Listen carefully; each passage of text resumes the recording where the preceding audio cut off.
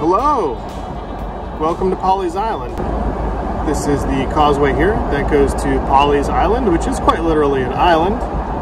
And let's drive around and see what's going on.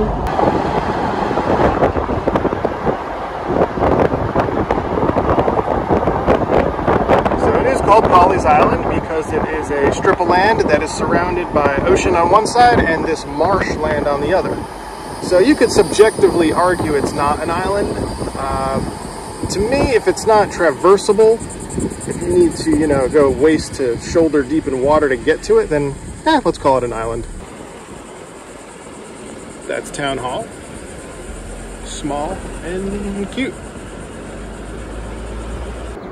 When you enter Pawleys Island from the causeway, if you turn right, you're going to go through the historical district. A lot of historical markers, a lot of really old buildings, a lot of good stuff to learn about. If you turn north, you're going to see this. This is all your fairly new construction.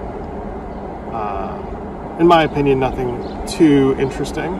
At the end on the north side, there's a nice little boat ramp here that goes into the inlet. You can see all the residential piers that stick out.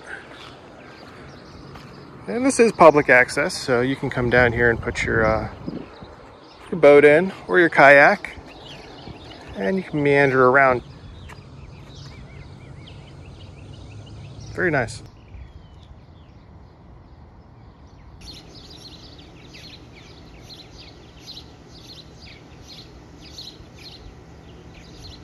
The entirety of Pawleys Island is residential, but there are beach accesses. Here's one right here. All right, check out this old school Bronco. That's amazing. We've turned around. Let's head to the south side. There's a little more history going down and an amazing beach access.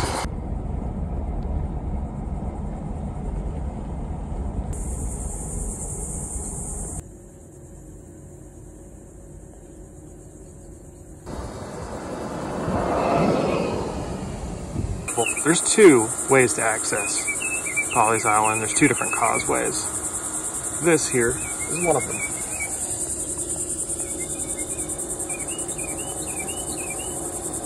Like every southern town, there's ghost stories and haunted hotels, and the one coming up here on the left is Pawleys Island's version of it.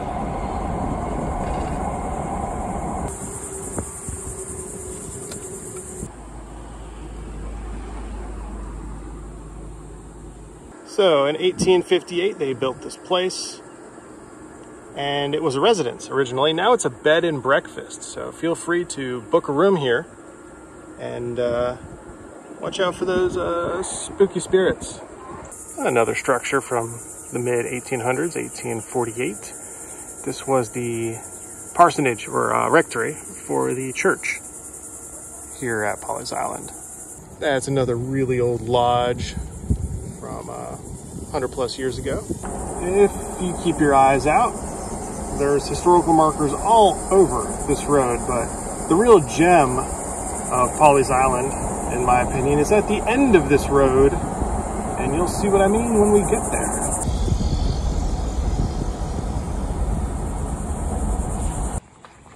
there. In my opinion, this is why you come to Pawleys Island. You see this here?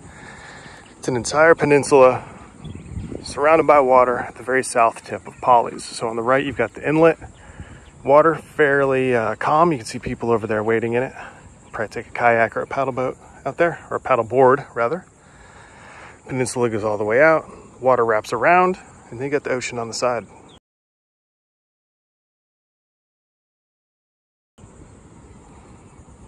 Usually calm, not a lot of people, and plenty of parking over here at the access. So there's my Pawleys recommendation. Check out this southern peninsula. It's well worth it. And before we say goodbye on this quick Pawleys excursion, this is Hagley Landing.